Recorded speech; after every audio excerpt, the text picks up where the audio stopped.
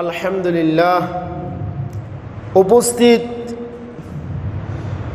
সম্মানিত মুরব্বী নিজাম, সমবয়স্ক বায়রা, পর্দার অন্তরালে অত্যন্ত সতী সরলা আবেদা সলাহা দিনদার ফরহাজের মুত্তাকি আমার মা ও বোনেরা, আমার স্নেহের ছোটমণিরা, সকলকে জানাই আমার পক্ষ থেকে পবিত্র ঈদ উল ফিতরের আন্তরিক শুভেচ্ছা এবং মুবারকবাদ।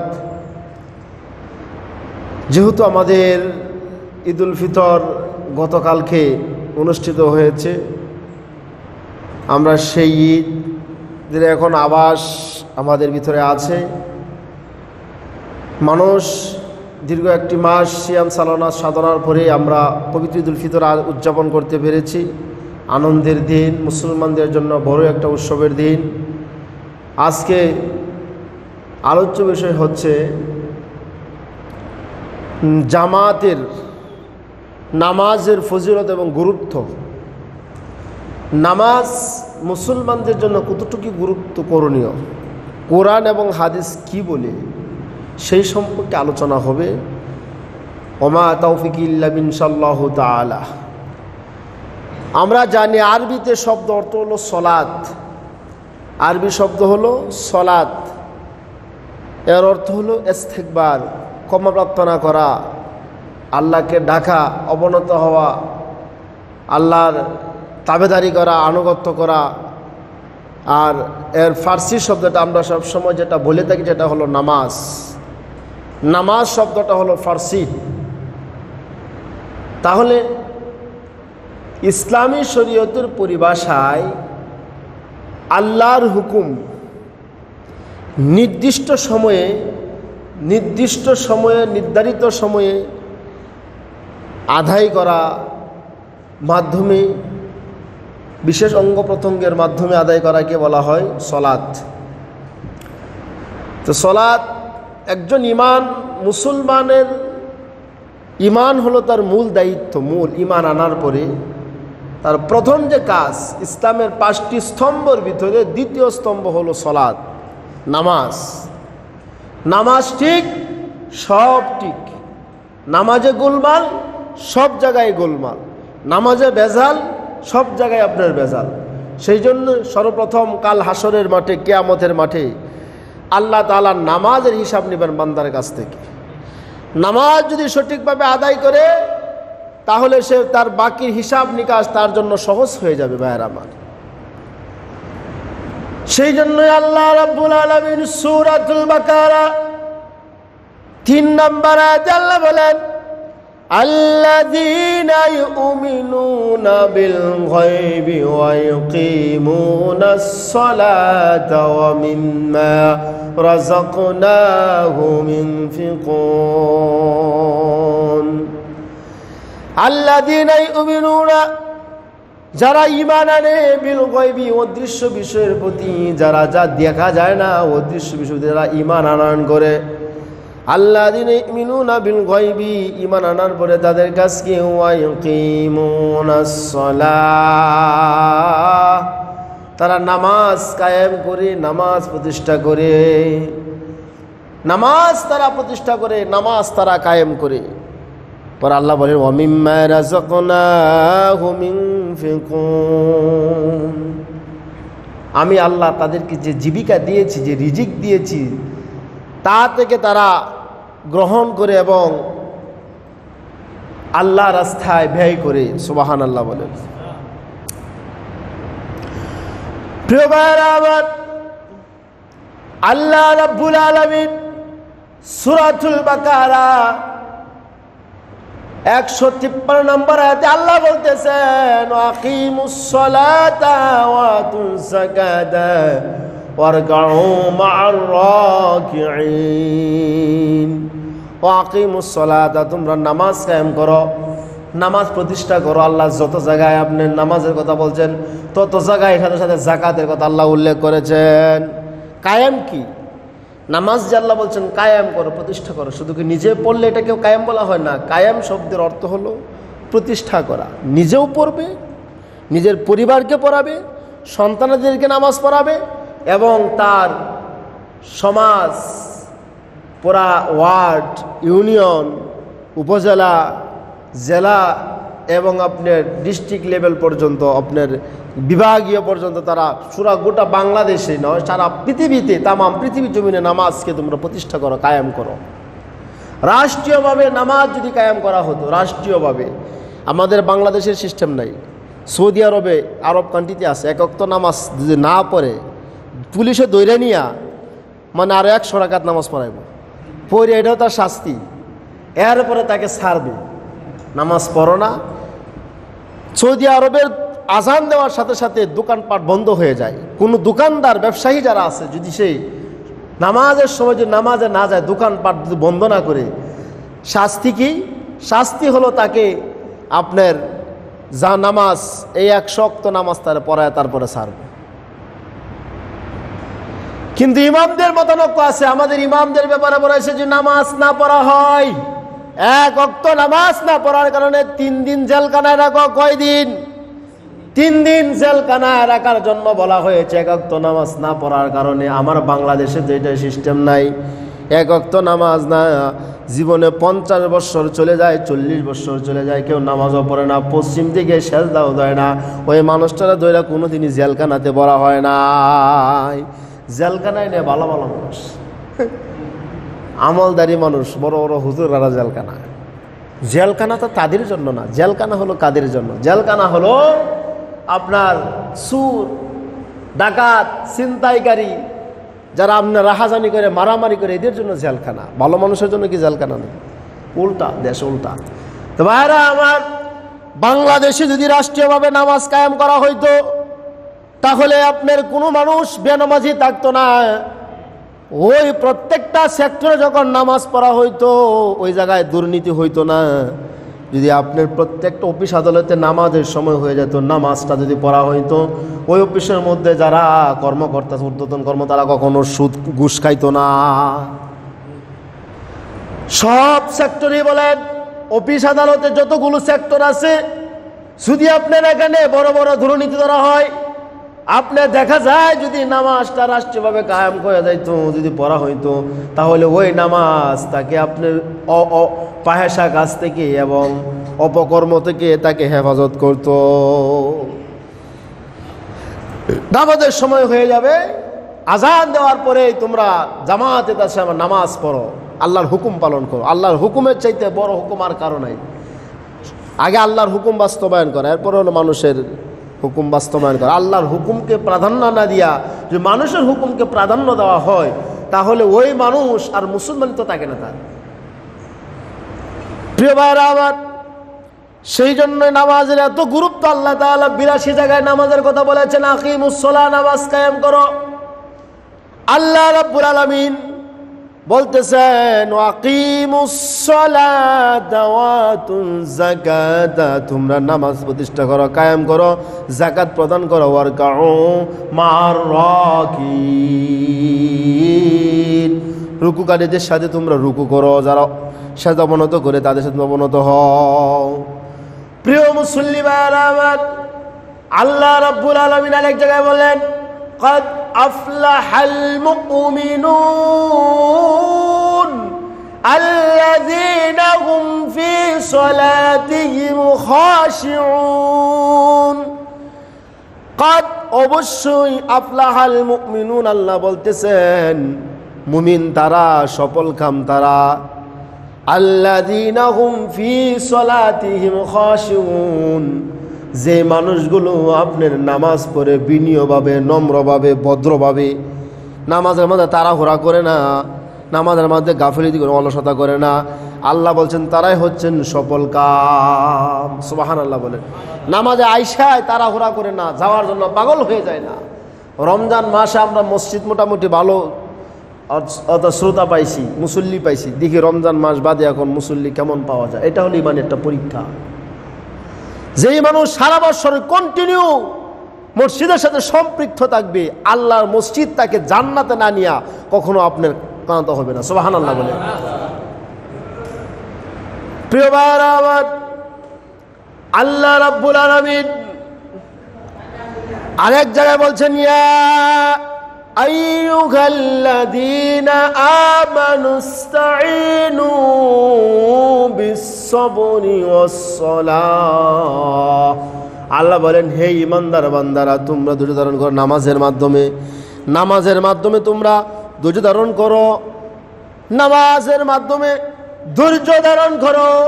ইন্নাল্লাহা মা'আস-সাবিরিন, নিশ্চয় আল্লাহ রাব্বুল আলামিন ধৈর্যশীলদের সাথে আছেন। জোরে জোরে কন্যা সুবহানাল্লাহ। আল্লাহ রাব্বুল আলামিন কুরআন কারীমে বলেন, ইন্নামা ইয়া'মুরু মাসাজিদাল্লাহি মান আমানা বিল্লাহি ওয়াল ইয়াউমিল আখির। আল্লাহর মসজিদ আবাদ করবে তারা যারা আখিরাতের প্রতি বিশ্বাস স্থাপন করে, ওয়া ইয়াকিমুনাস সালাহ, এবং নামাজ তারা কায়েম করবে। আল্লাহ ছাড়া অন্য কাউরে তারা ভয় করে না। তারাই আল্লাহর মসজিদগুলোকে আবাদ করবে। দুনিয়াতে আল্লাহর মসজিদ আবাদ করবে তারা পরকালের প্রতি বিশ্বাস স্থাপন করে, পরকালকে যারা ভয় করে, তারাই মসজিদের আবাদ করবে। সুবহানাল্লাহ বলেন। প্রিয় ভাইরা আমার, আল্লাহ তাআলা আরেক জায়গায় বলেন, আল্লাযীনা ইম্মাক্কান্নাহুম ফিল আরদি আকামুস সালাতা ওয়া আতুজ যাকাতা ওয়া আমরু বিল মারুফ ওয়া নাহাউ আনিল মুনকার। আল্লাহ বলতেছেন, আমি যাদেরকে জমিনে দায়িত্ব দিয়েছি, আল্লাযীনা ইম্মাক্কান্নাহুম ফিল আরদ, আল্লাহ বলেন যে মানুষদেরকে আমি জমিনে দায়িত্ব দিয়েছি তাদের কাজ কি, আকামুস সালাত, তারা নামাজ কায়েম করবে, যাকাত প্রদান করবে, ও আমরু বিল মারুফ, মানুষদেরকে সৎ কাজে আদেশ দান করবে, ও নাহাউ আনিল মুনকার, মানুষদেরকে অসৎ কাজ থেকে তাদেরকে নিষেধ করবে, বারণ করবে। সুবহানাল্লাহ বলেন। এখন আসেন, যেই সেক্টরে আছেন সেই তার দায়িত্ব। আপনি মনে করেন আপনার পরিবারে আপনি একজন কর্তা, আপনার পরিবারে আপনি একজন শাসক, প্রেসিডেন্ট।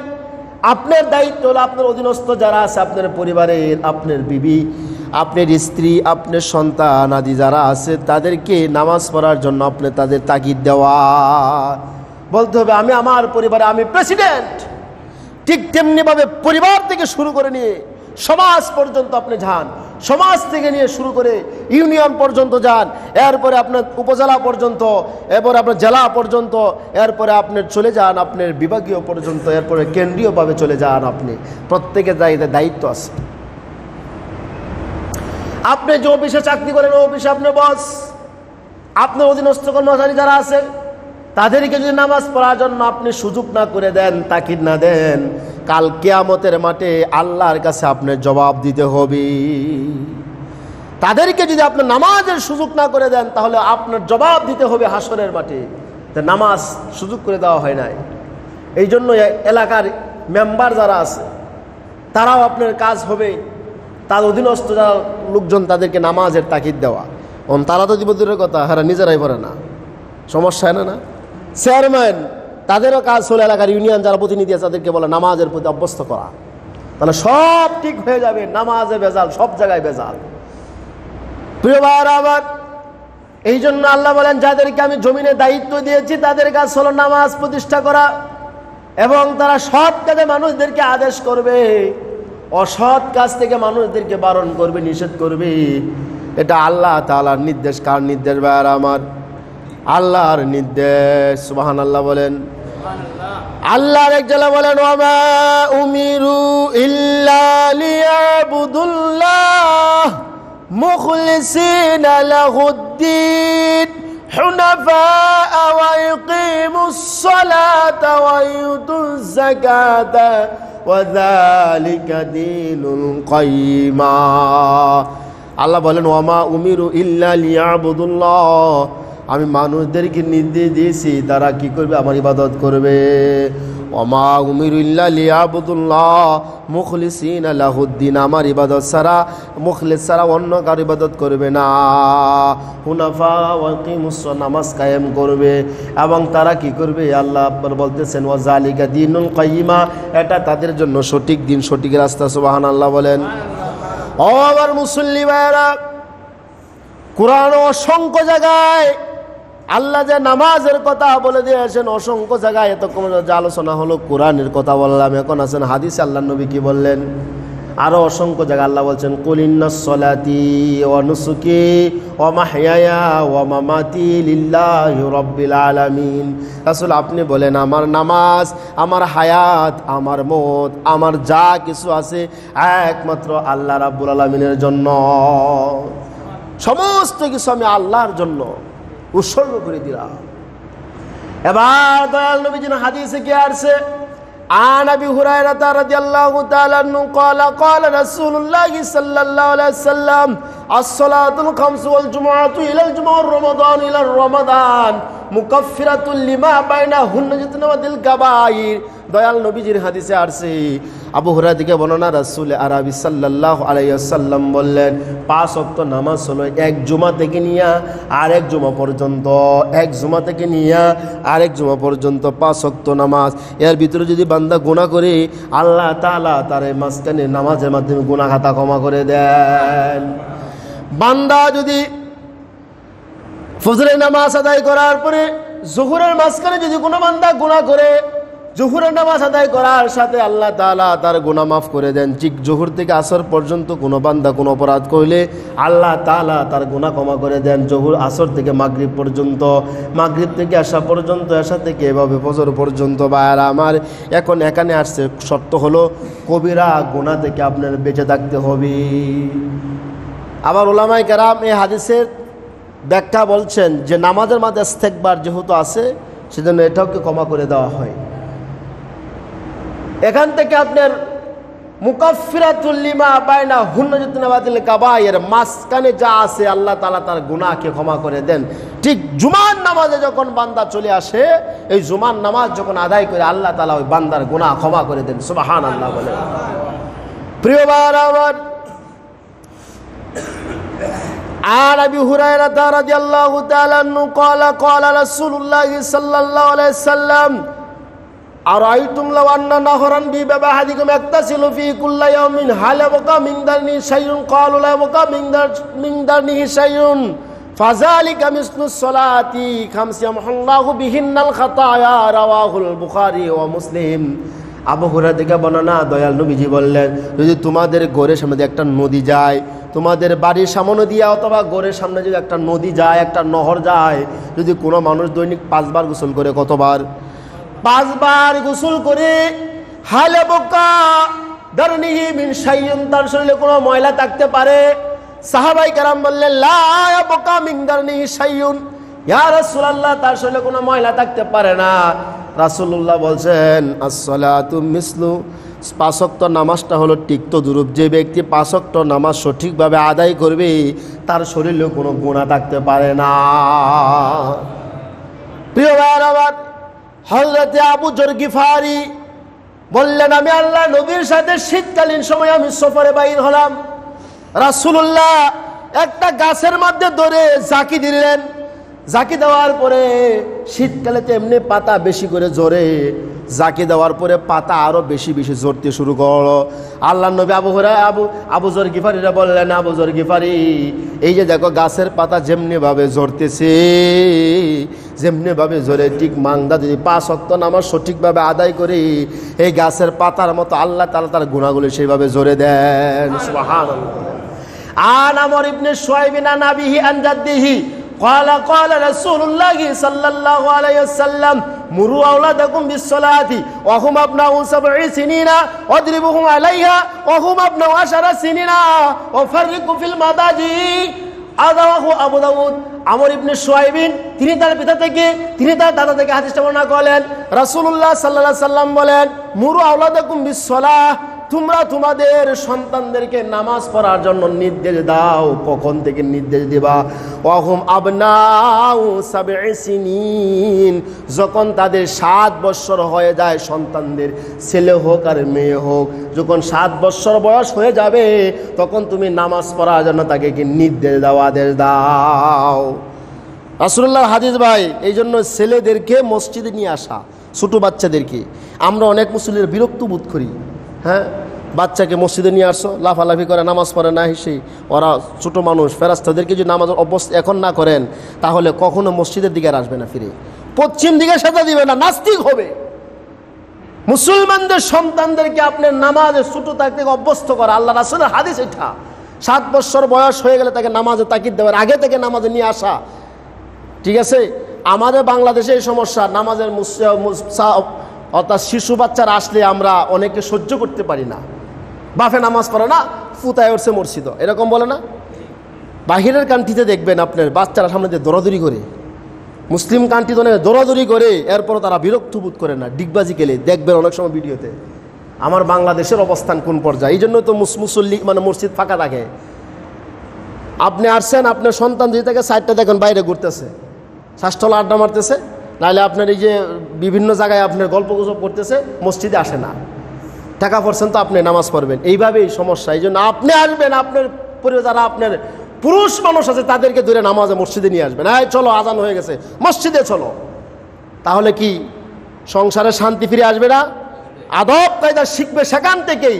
মসজিদে যে আমরা আলোচনা করি, আমরা জুমার নামাজে যা কথাগুলো বলি ইসলামের, এখানে আপনি যদি অনেক সময় শুনবেন না, কিন্তু বাচ্চারা ভালো করে শুনে বুঝে দুই একটা কথা যদি সে আমল করে, সেটাই আপনার জন্য কামিয়াব হয়ে যাবে। সুবহানাল্লাহ বলেন। প্রিয় ভাইরা আমার, এই জন্য আল্লাহর নবী পরে বললেন, আর যখন তাদের বয়স 7 বৎসরের পরে 10 বৎসর পরিণত হয়, তখন তাদের বিছানাকে পৃথক করে দাও, আর তোমার সন্তান তোমার একসাথে থাকবে না, আলাদা বিছানা করে দাও, আলাদা বিছানা সে থাকবে। রাসূলুল্লাহর হাদিস, আলাদা বিছানা ব্যবস্থা করে দাও। কারণ হলো এরপরে যখন সে আস্তে আস্তে যখন আপনার প্রাপ্তবয়স্ক হতে থাকে, তখন শরীরের বিভিন্ন ধরনের চাহিদা থাকে, সেই জন্য রাসূলুল্লাহ বলেছেন তাকে কি করে বিছানা আলাদা করে দাও। প্রিয় ভাইরা আমার, নামাজ কত বড় গুরুত্বপূর্ণ বিষয় মুসলমানদের জন্য। রাসূলুল্লাহ বলেছেন, মান তারাকা সালাতান মুতাআম্মিদান ফাকাদ কাফারা, যে ব্যক্তি ইচ্ছাকৃতভাবে নামাজ ছেড়ে দিল সে যেন কাফের হয়ে গেল। নাউজুবিল্লাহ বলেন। এই হাদিসের মুহাদ্দিসিনে কেরাম ব্যাখ্যায় করেছেন, যদি কোনো মানুষ অলসতা সহিত শয়তানের দুকায় নামাজ পড়ে না, আসে না, এরকম মুসলমান অলসতার সহিত দুকায় আসে না, কিন্তু অস্বীকার করে না নামাজ নাই, এমন না। যদি কেউ অস্বীকার করে যে নামাজ কি, নামাজ বলতে কিছুই না, কিসের নামাজ, তাহলে ওই মানুষ আর মুসলমান থাকে না, সে কাফের। সে মুসলমানিত্ব তার থাকবে না, সে কাফের হয়ে যাবে।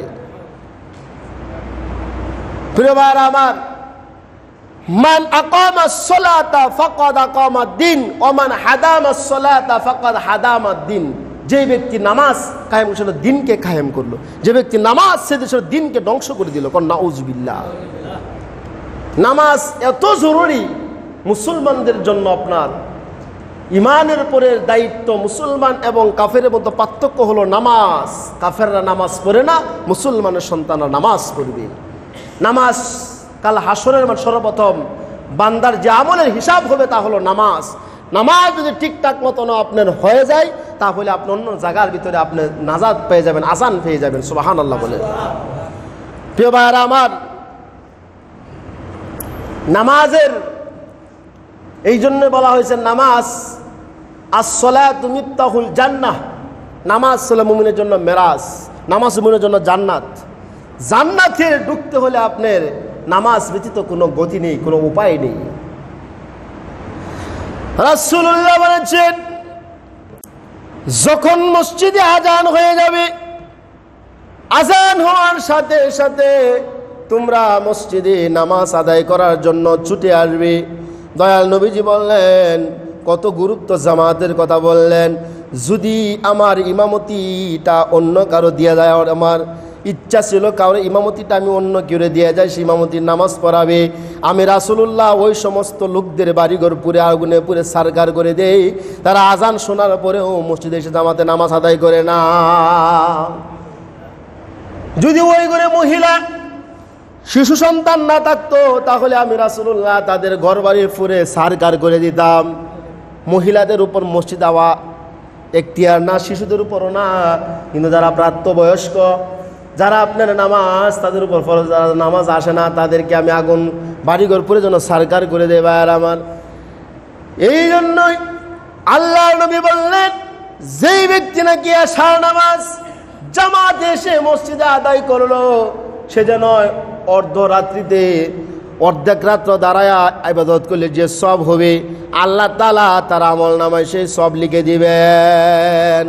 ঠিক তদ্রূপ যে ব্যক্তি ফজরের নামাজ এসে জামাতে আদায় করলো, রাসূলুল্লাহ বলেন যে ব্যক্তি সারা রাত্র দাঁড়ায় ইবাদত করবে যেমন সব হবে, আল্লাহ তাআলা এশা এবং ফরজের নামাজ আদায় করার কারণে তারা আমল নামায় সেই সব লিখে দিবেন। সুবহানাল্লাহ বলেন। এই জন্য নামাজ ব্যতিরেকে কোনো সুযোগ নাই পার হয়ে যাওয়া। আপনি দান শ্রদ্ধা করতেছেন করেন, কিন্তু আপনার নামাজ পড়তেছেন না, আপনার এই দানের মাধ্যমে আপনার কোনো কাজে আসবে না। অনেকে বলে কি নামাজ না পড়লে কি ইমান ঠিক আছে, ইমান ঠিক আছে বলে, নামাজ পড়লে বলে না পড়লে বলে ইমান ঠিক আছে। ইমান কি জিনিস হেরেই তো বোঝে না, হেরেই তো বোঝে না ইমান কি জিনিস। নামাজ ছেড়ে দিলে মুসলমান দপ্তর থেকে নাম চলে যায়, কেটে যায়, সে বলে বলে ইমান ঠিক আছে।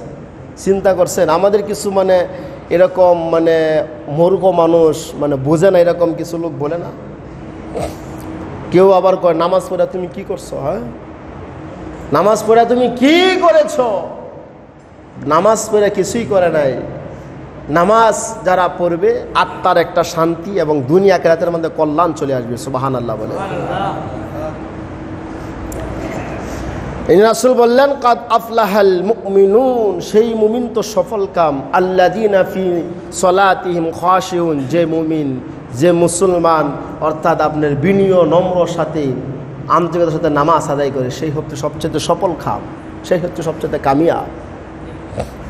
ভাইরা আমার, দীর্ঘ একটি মাস আমরা রমজানে যেমন নাকি নামাজ আদায় করেছি, তারাবি পড়েছি, বিভিন্ন ইবাদত করেছি, ঠিক এই 11টি মাস রমজান চলে গেছে, 11টি মাসও আমরা যেন 5 ওয়াক্ত নামাজ যে যেখানেই থাকি, যেই মসজিদেই পড়ি, কাশীগঞ্জ থাকেন আর আপনার সোমগঞ্জ থাকেন আর আপনার ময়মনসিংহে থাকেন, যেখানে নামাজের সময় ওই জায়গায় আপনি নামাজ পড়বেন।